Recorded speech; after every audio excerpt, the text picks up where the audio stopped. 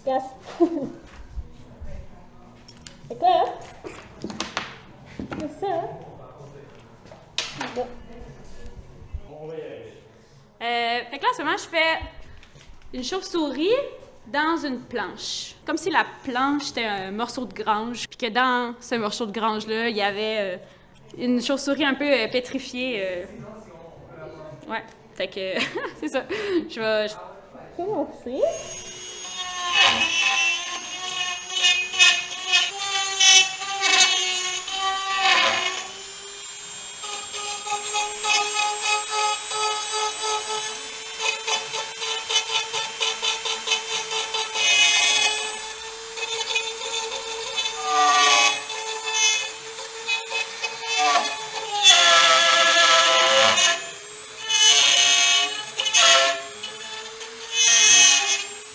Ouais, ben au début, je faisais beaucoup de 2D, je faisais beaucoup de dessins, de la peinture, puis c'est durant mon bac à l'UQAM que il y a eu un cours de sculpture, puis j'étais comme, c'est comme si j'avais découvert littéralement une nouvelle dimension, puis ça fitait beaucoup plus avec les idées que j'avais. Donc, je suis restée stickée à la sculpture, puis je suis plus jamais repartie. J'ai pas de formation d'ébénisterie. J'ai tout appris quand j'étais à l'UQAM, j'ai été comme assistante technicienne. Puis après, tu sais, j'étais comme... Quand j'ai fait ma maîtrise en sculpture, j'ai comme décidé, OK, ben le bois, ça va être mon truc. Dans le fond, je tripais tellement que ça s'est venu un peu naturellement, tu sais. YouTube, ça a été comme un de mes enseignants les plus, les plus importants. J'ai beaucoup de trucs sur YouTube, mais... Je pense que ce qui est le fun que j'avais pas de formation d'ébénisterie, c'est que je peux jouer un peu aux bonnes et aux mauvais élèves en même temps. Vu que mon professeur, il y a jamais, j'ai jamais eu personne sur mon épaule, ben je fais ce que je veux, fait que des fois ça fait en sorte que je fais des erreurs, mais ces erreurs-là, des fois, il y a une magie dans ces erreurs-là qui sont le fun. Un peu comme travailler avec les nœuds, ben c'est un peu jouer aux mauvais élèves dans un certain sens, tu sais. Ben le but, ça serait de faire juste de l'art. Ça serait vraiment le fun. Mais en ce moment, je suis technicienne à l'atelier de bois Clark. Il y a beaucoup d'artistes. En fait, c'est principalement fait pour les artistes, mais il y a aussi des ébénistes ou des gens qui font des cuisines ou n'importe quoi, tu sais. Puis ils sont là, puis je t'en tire beaucoup de positifs à côtoyer ces gens-là. On fait aussi, tu sais, moi en tant que technicienne, ben, je fais des œuvres des artistes. Fait que des fois, j'applique une technique que j'aurais pas nécessairement ou intuitivement appliquée dans mes œuvres. Fait que des fois, il y a comme des déclics qui se font, c'est comme, OK. Par exemple, tu sais, il fallait qu'on fasse une espèce de piscine. Pour la plier, on a fait des rainures dans le bois pour comme plier le plywood, tu sais. Toutes ces rainures-là, à la base, quand que je l'ai faites pour quelqu'un d'autre, là, j'étais comme, c'est des lignes de feuilles lignées, tu sais. Fait que, ben là, encore une fois, j'ai fait l'association, je l'ai accentuée. Ouais, fait que c'est juste des lignes puis des trous, tu sais, mais ça fait une feuille lignée. C'est ça qui est le fun à être tech, je trouve. Tu sais, c'est super intéressant de travailler avec plein d'artistes, avec plein de monde aussi qui ont des techniques incroyables, tu sais, que moi, justement, j'ai pas de background en ébénisterie, fait que moi, être avec ces gens-là, je suis comme, c'est fascinant, tu sais, c'est comme... Ils ont plein de choses à m'apprendre, tu sais. Je travaille autant avec des outils électriques portatifs que des couteaux.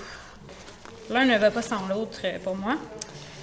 Ça, c'est mes couteaux pour faire de la sculpture, pour retirer de la matière. En fait, c'est pas vraiment ça que mes outils servent, là. En plus petit, pour faire vraiment des petits détails.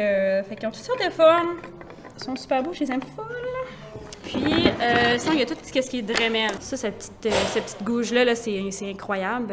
Puis, j'ai aussi ma plus grosse Dremel. Comme là, j'ai mis un embout de sablage, on peut changer. Je mets différents embouts pour sculpter.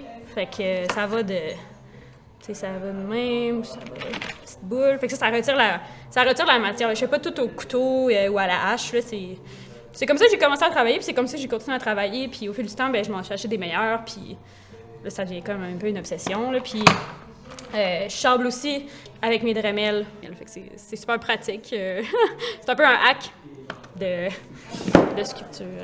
La place de l'artisanat aussi, c'est important dans un monde aussi on cherche à ce que plus personne sache réparer ses vêtements, que plus personne sache rien faire de leurs mains, que tout doit être réacheté, refait, pas réparé. Fait que dans l'artisanat, c'est un peu comme c'est une lutte un peu contre tout ça aussi, tu sais, c'est aussi une lutte contre la rapidité, tu sais. C'est long de faire ce qu'on fait, mais c'est important que ça soit long. Tu sais, surtout des œuvres comme ça, il y a toute une partie d'assemblage dans cette sculpture-là. C'est plein de morceaux, faudrait que... Ouais, tu peux le montrer. C'est le même à l'intérieur. Fait que là, il y a comme un collage qui a été fait de plein de morceaux de 2 pouces par 2 pouces.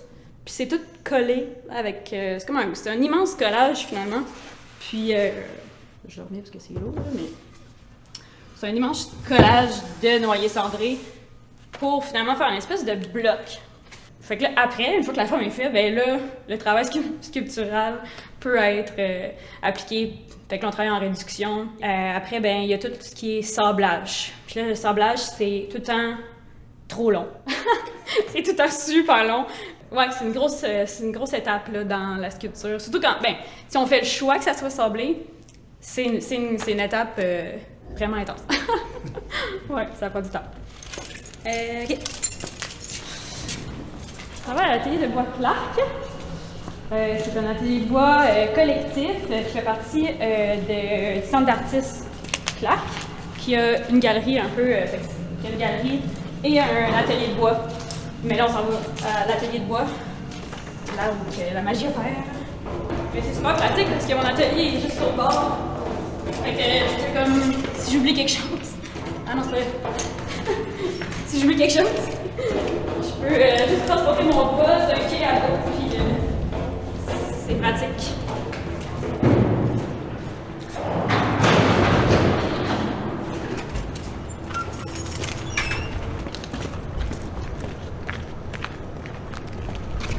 C'est plus pour les détails, les finitions. Oui, faire des dispositifs d'installation, faire de la finition, réfléchir un peu. Tu sais, c'est mon espace.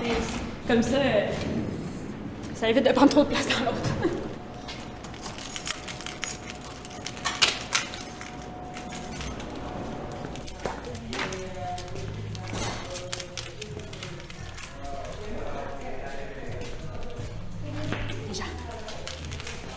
OK, fait que c'est ici que je travaille. Là, il y a les côtés des machines, c'est qu'on parle à la ventilation, puis qu'on travaille sur les bandits, les saribans. C'est la grosse machine que tout le monde a peur. Mais elle est vraiment gentille. Fait qu'on peut tout machiner le bois de la manière qu'on a envie. Puis ça, c'est un peu... hier, je suis venue, fait que c'est un peu aussi que j'ai laissé l'espace. Cette nuit, là, j'ai fait... j'ai mis... j'ai comme fini ce collage-là. Là, je vais le défaire. Ben, mes parents aussi sont biologistes, puis ils ont comme... ils ont tout le temps un amour un peu de la nature. Fait que je pense qu'il y a ça aussi pourquoi avec le bois, c'est venu un peu naturellement, tu sais. Chez nous, on en avait des bouts de bois, tu sais, mais pas par un intérêt de faire la sculpture, mais juste par un intérêt de... Ben, parce que c'est beau, juste pour le regarder dans le fond, tu sais. Fait que, tu sais, on avait des cocottes, on avait des... Tu sais, mes parents identifiaient des plantes, tu sais. Fait qu'il y a un peu ce feeling-là qui se reproduit un peu avec tous mes morceaux de bois, avec... Ouais, c'est ça. Fait que... je sais plus c'était quoi la question, mais... Ben, c'était manuel. Ah oui, c'est ça! Ouais, fait que là, c'est ça. L'objectif, c'était... On va voir si ça va fonctionner. On va le découvrir ensemble, mais... Le but, c'est que ça va par-dessus cette branche-là. Je pense que c'est le même. Donc là, ça...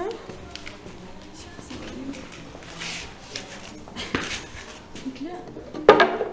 Toute la texture là, du chandail des Nordiques va être sculptée à même le chandail. Puis c'est ça, là, puis là, je vais arranger le col, là. Le col, ici, pas... Au début, c'était supposé être un col roulé, puis finalement, j'avais envie de faire un chandail nordique.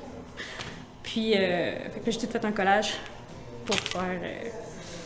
pour aller par-dessus cette branche. Le rendre un peu plus sculptural que juste comme un aplat, fait que voilà. C'est toujours un défi, là, de présenter une œuvre ou de créer un endroit immersif puis agréable, tu sais, une œuvre qui est pas bien présentée, ça change tout, tu sais, qu'elle soit bonne ou pas, si c'est pas bien présenté, ça fait un peu un cul-de-sac. Mettons des sculptures comme qu'on met pas sur les murs, on a tout le temps un défi un peu là, de présentation. C'est quand même, tu sais, pour que ça fasse du sens, tu sais, qu'est-ce que je fais avec cet objet-là, tu sais, bon ben, il va-tu au sol ou c'est-tu ça sa place, tu sais, ou est-ce que sa place c'est plutôt sur une bûche ou sur autre chose, tu sais, il y a tout le temps où c'est qu'ils vont les objets, faut qu'ils soient agréables à voir, mais c'est aussi qu'ils fassent du sens par rapport à ce qui est représenté ou par rapport à l'objet, tu sais. Parce que des fois, la solution, c'est vraiment que ça soit au sol. Mais des fois, la solution, c'est que ça soit sur un socle. Mais est-ce qu'on y va classique? Est-ce qu'on fait un socle blanc? Moi, dans mon travail, je m'éloigne un peu de ça, mais ça se pourrait, tu sais. Ben là, j'ai une exposition qui s'en vient à la Galerie Caravansérail à Rimouski, puis j'ai fait une clôture, elle n'est pas ici, là, mais j'ai fait une clôture de 20 pieds de long pour évoquer un peu le parc à chiens, parce que c'était une exposition qui regroupe toutes mes sculptures de chiens dans un même espace pour finalement créer un parc à chiens. Fait que je fais une clôture de 20 pieds de long qui va créer comme un deuxième espace dans l'espace. Puis les gens vont pouvoir ouvrir la porte de la clôture, rentrer dans le parc à chiens. Fait qu'il y a un peu, il y a vraiment une mise en espace qui est un peu quand même nouveau à mon travail, parce que c'est une sculpture qui va être in situ, puis j'ai jamais fait ça, fait que ça va être une nouveauté. Ouais. Ben, en fait, durant toute ma maîtrise, là, je me suis vraiment intéressée à la matérialité du bois, puis l'espèce de tension qu'il peut avoir entre la nature du sujet, puis le bois qui est de nature comme dur, solide, puis structurel. Fait que je me suis mis à faire plein de sujets mous à travers le bois. Fait que comment le bois peut représenter du mou, ça m'intéressait beaucoup. Puis en fait, il y a aussi les appellations bois dur et bois mou que j'adore, puis que je trouve que c'est tellement absurde. J'avais envie comme un peu de les mettre de l'avant, puis d'avoir trouvé un peu la poésie à travers tout ça. Fait que je me suis mis à faire des plots de bananes, du poil, des cheveux. Donc cette sculpture-là, finalement, qui est juste comme un tas de poils dur, finalement. Okay. Ah, ça, c'est un balai mou aussi que j'ai fait, qui va, en fait, possiblement sur ça. Le son, il est beau, là, que ça fait, c'est comme une caisse de résonance. Et possiblement, ça va aller comme ça. Mais à suivre. Tu sais, l'activer un peu plus, là, l'objet, là, mais peut-être que c'est pas nécessaire. À suivre, on va le savoir à la fin. C'est un balai que j'ai ramassé dans les déchets, puis j'ai comme sculpté à même le balai comme un maillot de chaîne, fait qu'il est jamais séparé. Il est tout le temps... j'ai juste sculpté, puis à un moment donné, la matière se sépare tout en restant ensemble. C'est un sujet qui revient quand même dans mes œuvres, tu sais, dans Fantasia, là, les mobs qui s'animent un peu, qui prennent vie, ben il y a un peu de ça, tu sais, justement, c'est une mob qui prend vie. Je pensais aussi à la femme de ménage, tu sais, comment tu sais, ce métier-là est plus associé à la femme. C'est rare qu'on va dire homme de ménage. Je garde un peu ce rôle-là dans l'ébénisterie, fait que... Mais je le détourne complètement, fait que... encore une fois, ça crée des objets aussi super performatifs, tu sais. Ouais, ben j'essaie quand même beaucoup de travailler avec du bois indigène, donc du bois qui pousse ici juste de façon morale. Pour moi, ça fait vraiment plus de sens de travailler avec du bois d'ici. Je me suis beaucoup intéressée aux différentes couleurs de nos bois indigènes, comment qui peuvent m'aider à représenter mes sujets. Mettons que je veux faire de la porte à dents, ben ça c'est un bois exotique, par contre, c'est de l'amarante.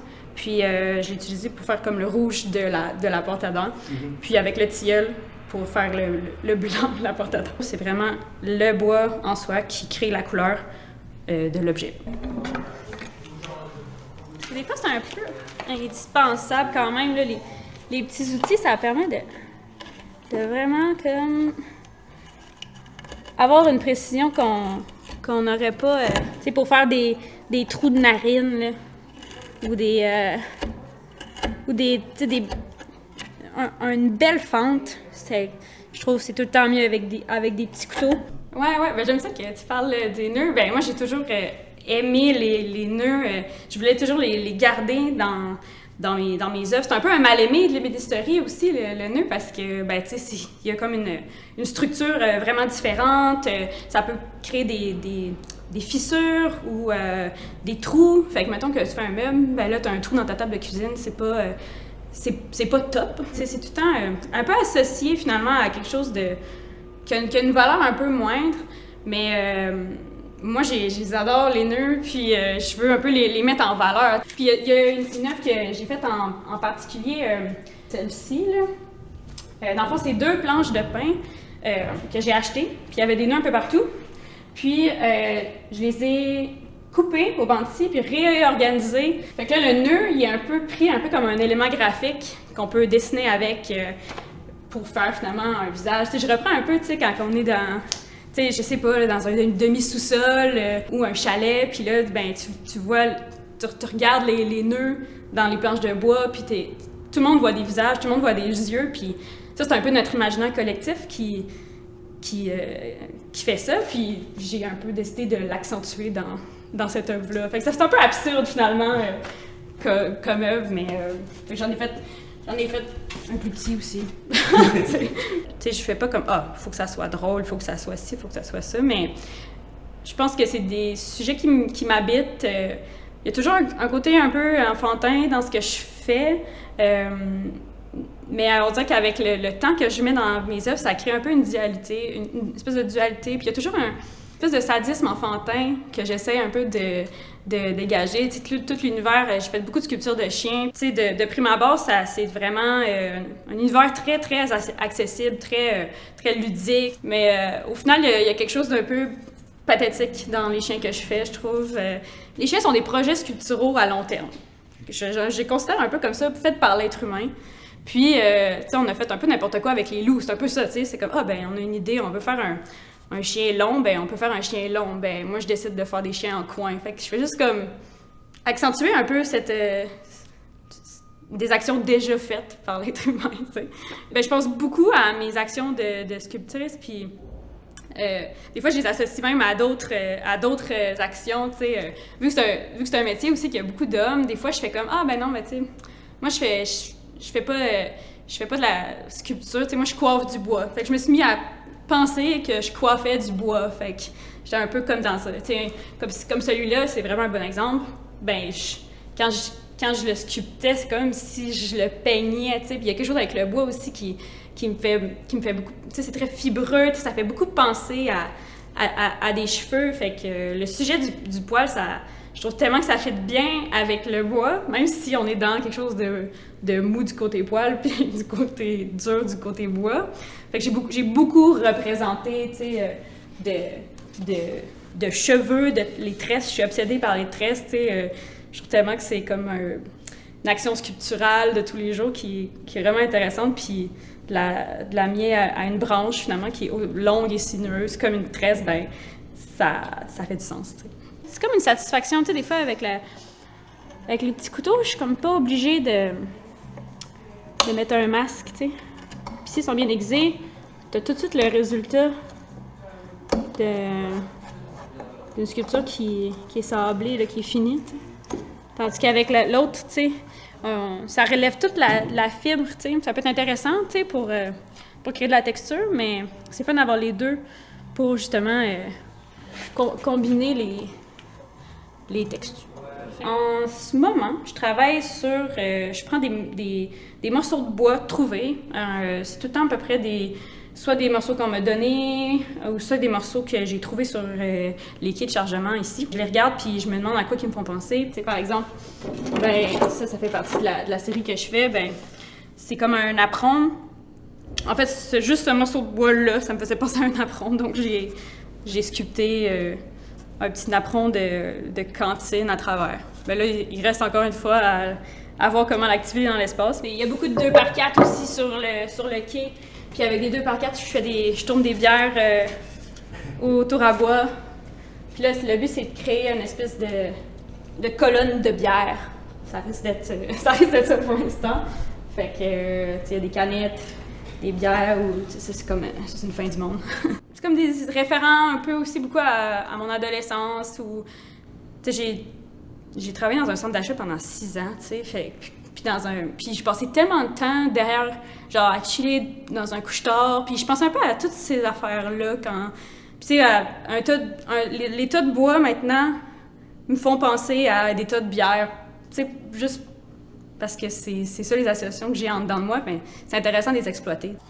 Je sais pas si on la voit, la chauve-souris, encore. Là. Je travaille avec des images de référence quand ça vaut la peine. Tu sais, mettons une caisse de lait, là, j'avais pas le choix de travailler avec une image de référence parce que déjà que c'est comme une forme quand même assez abstraite, j'avais pas le choix de travailler avec une image de référence, mais une chauve-souris, si je me dis chauve-souris, là, ça va apparaître tout seul. Là. Je me fais confiance un peu dans ce que je fais. Mais des fois, je regarde, tu sais, mettons, c'est quoi déjà des pieds de chauve-souris? Genre, à quoi ça ressemble, tu sais, ou... c'est des trucs précis, mais j'essaie de faire confiance à mon imagination, puis ça crée des objets beaucoup plus uniques si ça vient direct de là, tu sais. Là, le but, ça serait d'en faire peut-être plusieurs, tu sais, comme un tas de chauve-souris, là, à même la planche, là. Ça serait fun. Éventuellement. Je te remercie. Hey, peut-être!